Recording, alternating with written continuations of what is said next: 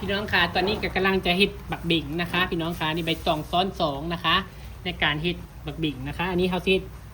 บริใหญ่บักบิ่งน้อยๆเฮ็ดพอได้ไหว้พระมันสินวันพระนะคะพี่น้องค่ะอันนี้คือวิธีการม้วนกล้วยนะคะไผ่ที่ซ้อนใบตอง3 ใบ4 ใบก็แล้วแต่สะดวกเลยเด้อค่ะแต่พระเจ้าเรา2 ใบก็พอดีแล้วนะเพราะว่าใบตองมันหนาอยู่ตัดค่ะตัดให้เพียงเป็นยังจังตัดเพราะว่าอย่างมันจะง่ายในการยิบพี่น้องค่ะเวลาเรายิบสเต็ปเปอร์นี่มันง่ายเห็นนะถ้าเราโบตัสแล้วมันยากยาก4 ทิศ 4 ทางแบบง่ายๆค่ะวางซับวางกันนะนี่ค่ะให้ตุ่มกันนะนี่เด้อเวลาวางนะพี่น้องที่เซตแบบนี้เซตเรียบร้อยต่อไปพระชากับเจ้าใบกระบือที่พระชาม้วนเป็นนิ้วโบราณไว้นะคะ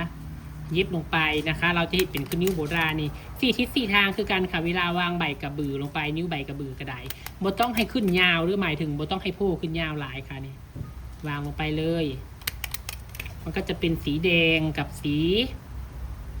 เขียวก็ตัดกันดีค่ะอันนี้พระชาว่าจะดอกไม้สดนะคะพี่น้องหลังจากนั้นเราก็เอาตัวนี้มาทับเห็นบ่ทับไว้ตรงนี้เพื่อปกปิดรอยสเตปเปอร์รอยโบสวยโบงามและก็ให้นิ้วนี้อยู่แน่นนะคะไผ่บ่มีใบกระบือก็เอาใบตองเขียวเฮ็ดก็ได้หรือว่าสิเอาใบตองตัวอ่อนก็ได้ค่ะแต่ว่าใบกระบือมันก็สิแปลกใหม่สุเจ้าถือไปวัดเขาก็สิแนมนำสุเจ้าได้บัดนี้ใบแห้งแดงๆให้เขาก็สิว่าพี่น้อง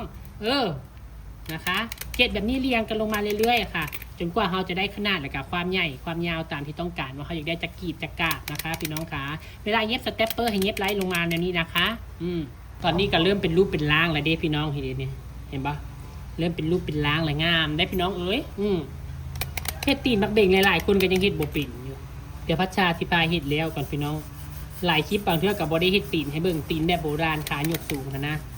บางคนก็เป็นแล้วแหละนะคะนี่ค่ะ